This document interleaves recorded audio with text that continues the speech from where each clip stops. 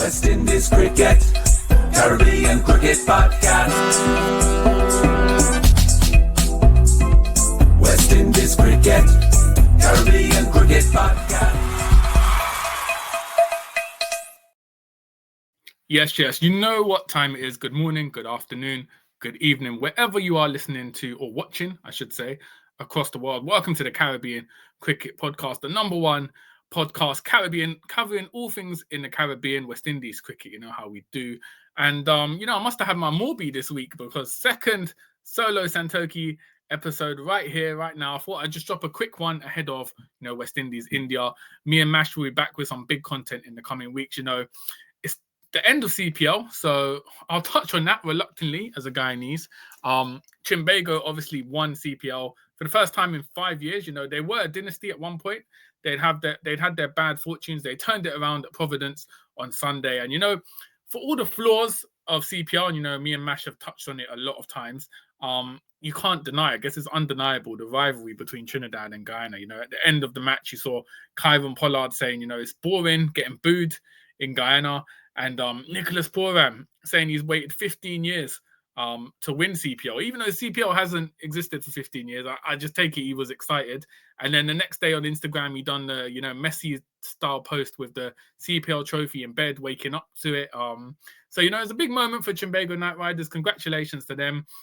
But what that also means is end of CPL means we move on to the international run. So starting with the Nepal T20s, which start this coming Saturday, and then moving into the big test series against India, away test, 2 tests starting next Thursday. Now, before I get into it, remember, like, comment, share, subscribe. Caribbean Cricket Podcast. We're on Instagram, X, Blue Sky, Facebook, you name it. And most importantly, as you can see on the banner below, support us. Every little donation helps to keep the product going, keeping us up the game and the quality that we managed to give to you lot listening and watching. So if you go to patreon.com/CaribCricket and, all your support, thank you for those who have supported over the past few years via Patreon.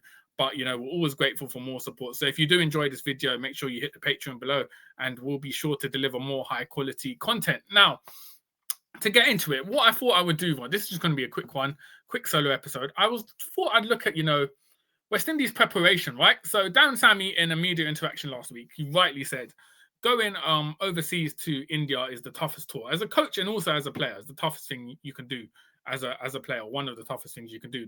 The pitches are so different, the climate is very different, you're not really prepared for it, and also the quality that you'll face in India makes it very tough. And it's why, I think India have only lost 2 series away, 2 away sides. So Australia under, the great Steve Waugh era with, they had Glenn McGrath, Shane Warne, and then recently, shockingly, last year when they lost 3-0 to New Zealand. Now, West Indies they've flown out on Monday. I believe they should land in India today, Wednesday the 24th, which will give them about a week of preparation, right? So my thing is straight away, obviously you can't really fight the schedule, right? CPL finished on Sunday. West Indies flew out the next day. Players like Roston Chase, the captain, Shea Hope, Brandon King, Jaden Seals, they were all at CPL. So it's not even as if we had a separate sort of cohort of Red Bull players who we could take aside from CPL and put into a camp and sort of prepare them while CPL was going on. We had to wait for CPL to finish. So that's not really ideal preparation, because you can't really play T20 cricket and then embark on what is one of the toughest international assignments you can do. So immediately, what we're looking at is West Indies, pound for pound, we don't have the same quality as India. We don't have the same resources. We probably got about 1,000th of the budget where India operate, maybe more. I don't know what the revenue is for India compared to West Indies, but there's a massive disparity between India and West Indies. So if we are going to compete, it's going to be on fine margins, such as preparation. But the thing is, I think West Indies, can we realistically expect anything in India with this preparation of 1 week going to India, right? The thing is, for me, a lot of people will say, New Zealand, they went there last year and they won 3-0. And that's all good.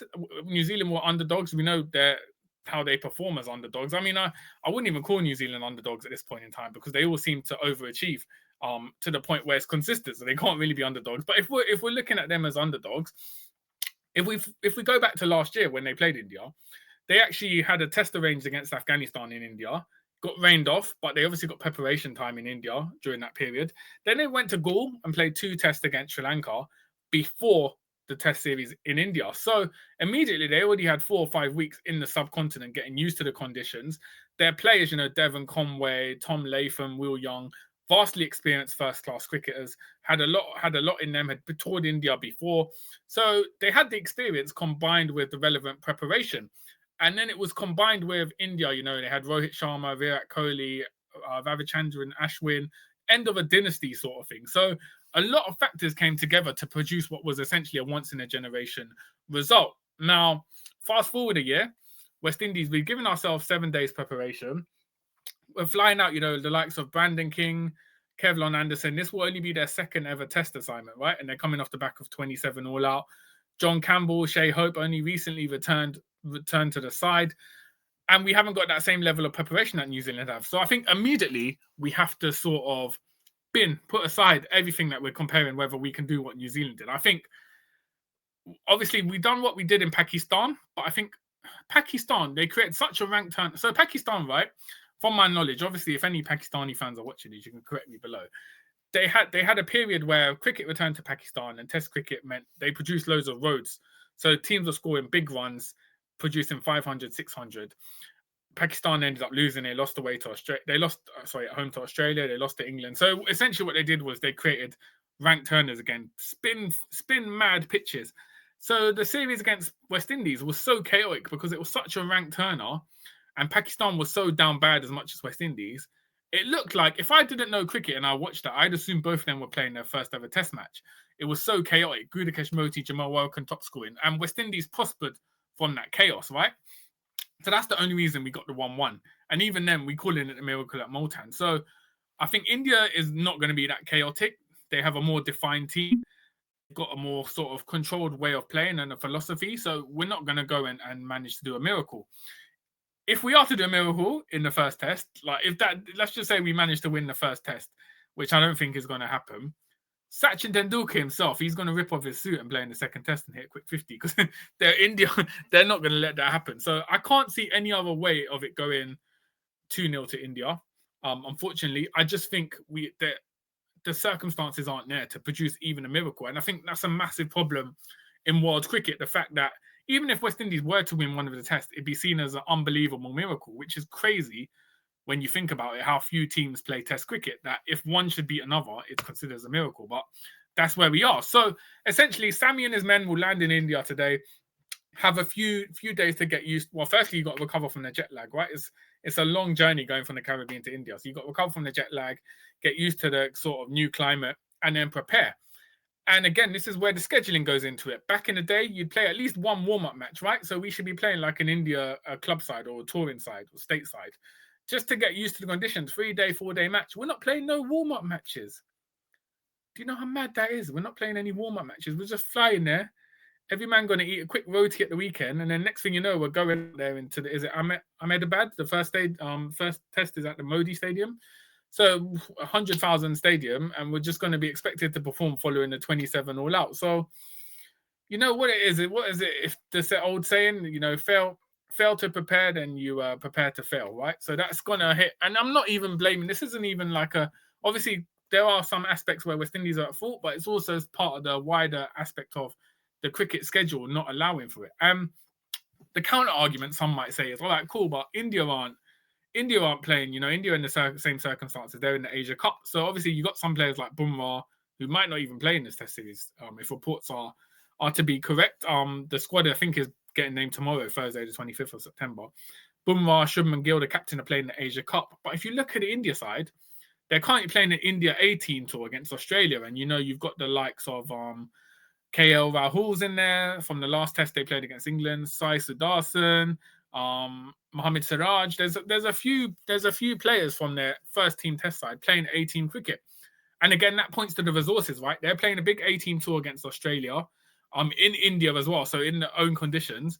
Whereas West Indies, we're not doing A-team tours like that. We played sporadically against Bangladesh last year, but we're not doing regular A-team tours. So ideally, you'd have the CPL going, and you'd have like a West Indies A-team tour playing in, Bangladesh or Pakistan or India, just so you get some players, like someone like a Tej Narayan Chandimal. if he was playing an A-team tour in the subcontinent and a Kevlon Anderson, because they're not featuring in the CPL, that would be great, because then you'd have players at least in the test side who'd got used to the conditions while everyone else was in CPL. But we haven't got any of that. So we've immediately got, one cohort of players in playing red ball cricket for the India A-team tour. And then even I was looking at it, like even their opener, like Jaiswal, he played in like a state match earlier this month in India. So even he's had red ball cricket following the series India played against England. So we haven't played red ball cricket in coming up to just over 2 months. India, their whole test side has been playing red ball cricket in some shape or form. The ones who haven't, Bumrah, Gill, if Bumrah does play against West Indies, there's such generational talents, they'll be able to fit in. But the main point is that the main cohort of players in that test side have got recent red ball experience.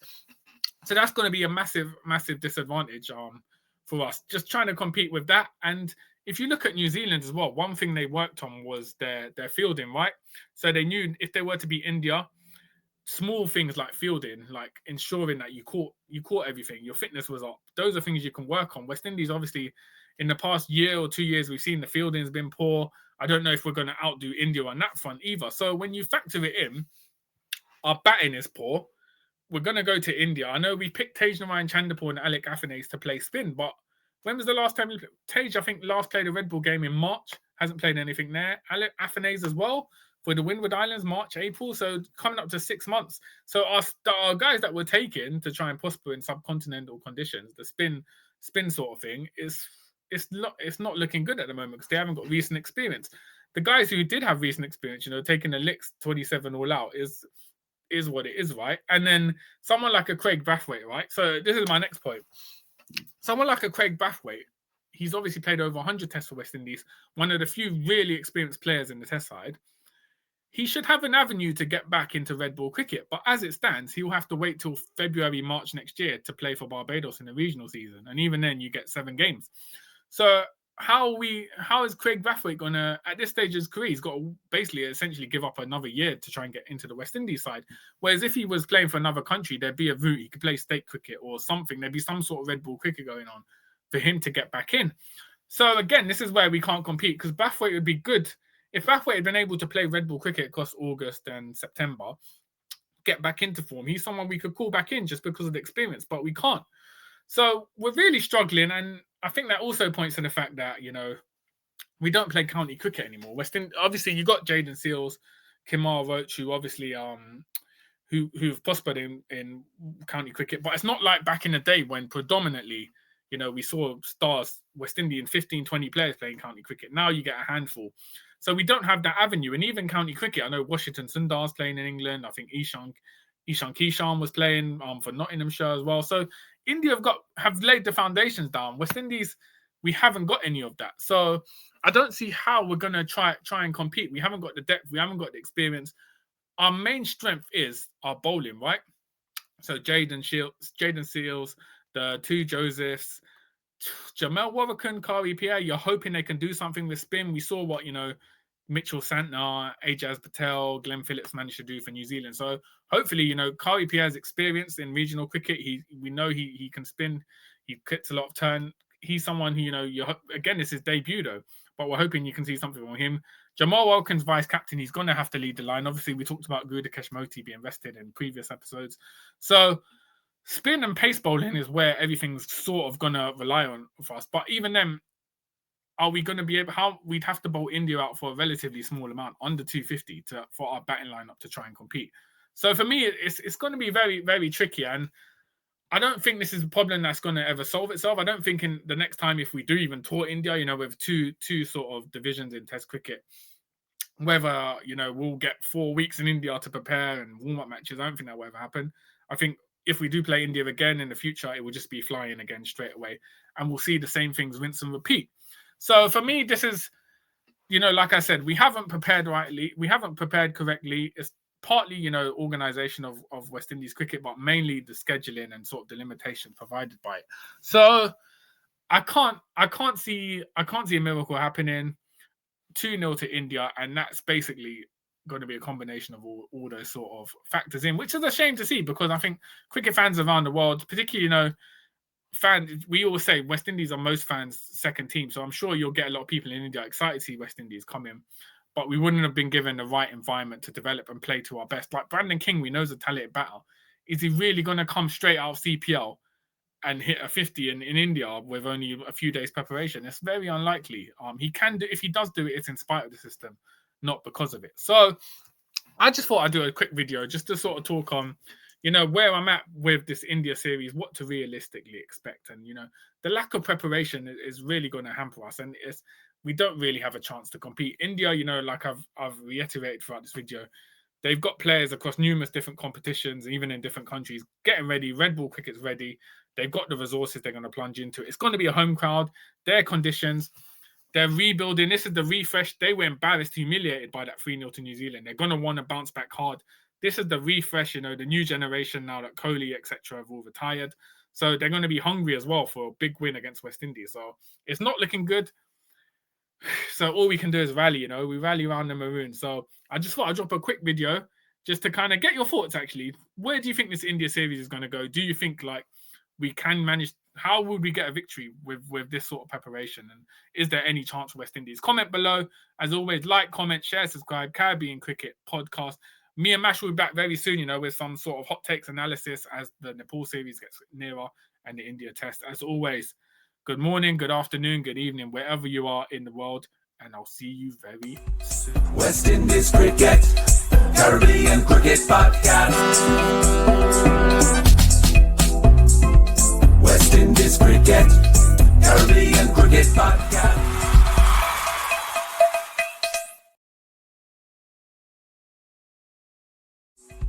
West Indies Cricket, Caribbean Cricket Podcast. West Indies Cricket, Caribbean Cricket Podcast.